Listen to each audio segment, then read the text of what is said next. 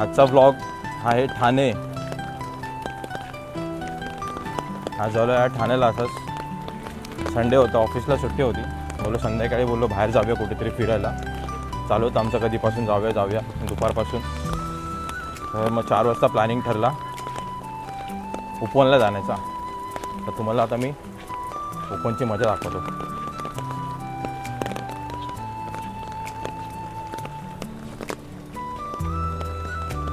भोले शंकर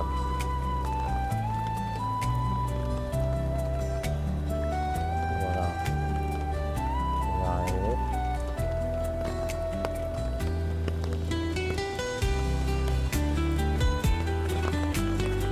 आहे पूर्ण उपवनचा परिसर.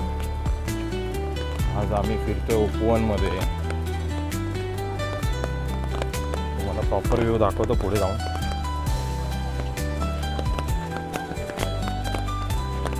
काय लोकांना कॅमेरामध्ये असतं सारखे मध्ये येतात. काय बोलणार. प्रॉपर शूट तुम्हाला व्ह्यू दाखवतो मी 1 मिनिट.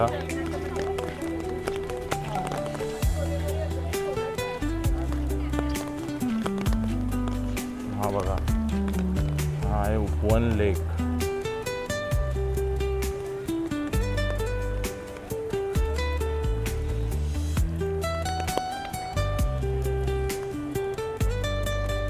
आहे उपवन लेक. हे शंकर ध्यानस्थ बसलेले आहेत. शंकर भगवान ची एक मूर्ती आहे उपवनमध्ये. मस्त वाटते बघा ही. आणि हा उपवन लेकचा पूर्ण व्ह्यू आहे. आणि ह्याच्यामध्ये सांगायचं म्हटलं तर सगळ्यात भारी म्हणजे पाऊस येतोय. आणि पावसात तर अजूनच मजा येते फिरायला. पावसात तर अजूनच मजा येते. पण मी छत्री घेऊन चालतोय आणि मोबाईल पण छत्रीमध्येच आहे. कारण की कॅमेऱ्यावरती सारखा ड्रॉप्स पडतील पाण्याचे, त्यामुळे.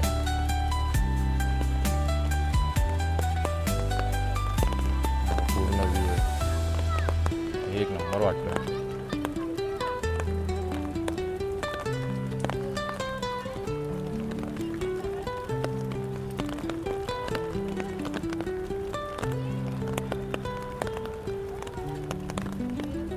ते सगळे येतात मस्त फोटोशूट वगैरे करायला.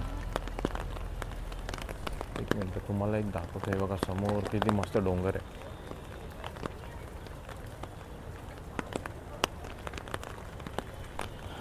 आणि इथे एक विठ्ठलाची मूर्ती पण आहे. तुम्हाला विठ्ठलाची मूर्ती पण दाखवतो मी पुढे. पण ती स्टॅच्यू आहे विठ्ठलाचा, तो पण तुम्हाला दाखवतो. पावसाळ्यात ठाण्यातील उपवन तलावाला भेट देण्याचा अनुभव खरोखरच खास आहे. पावसाच्या सरी, गारगार वारा, आजूबाजूचा हिरवा परिसर आणि तलावाचे विहंग दृश्य यामुळे तिथे एक शांतता व प्रसन्न वातावरण निर्माण झाले होते. निसर्गाच्या सौंदर्याचा आनंद घेत असताना पाण्यावर उमटणाऱ्या त्या पावसाच्या थेंबांच्या लहरी पाहणे मनाला एक वेगळी शांतता आणि आनंद देत होते. पावसाळा उपवनला एक नयनरम्य नंदनवनाचे रूप देतो. त्यामुळे निवांत क्षण घालवण्यासाठी आणि निसर्गाचा सकारात्मक अनुभव घेण्यासाठी हा एक ताजेपणा देणारा आनंददायी आणि अस्मरणीय क्षण आहे.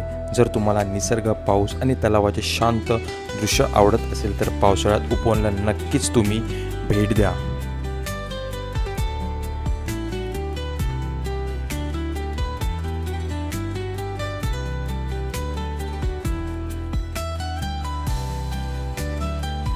आणि खरंच इथे एक विठ्ठलाची सुंदर गगनाला भिडणारी उंचच्या उंच मूर्ती, खूप छान डोळ्याचे जसे की पारणच फेडणारी मूर्ती आहे.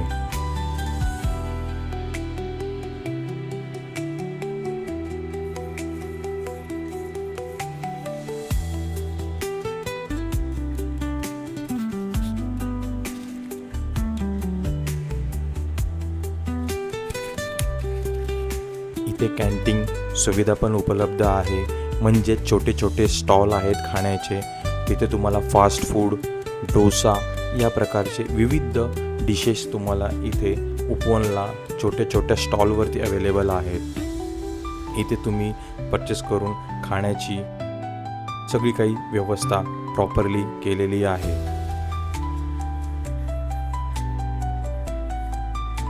असंच पुढे जाता जाता जिथे एंट्रन्स आहे तिथेच उजव्या बाजूला गणपतीचे खूप छानसे मंदिर आहे, ते पण मी तुम्हाला दाखवतो.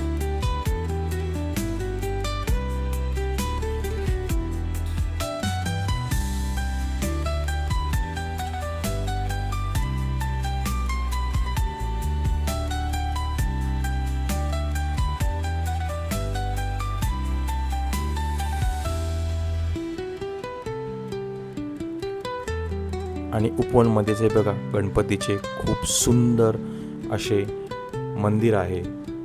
त्या मंदिरामध्ये गणपती बाप्पांची मूर्ती जणू की बोलकीच मूर्ती आहे. खरंच त्या मूर्तीकडे पाहून जे प्रसन्न वाटते ते शब्दात नाही सांगतात. खूप छान अशी मूर्ती आहे.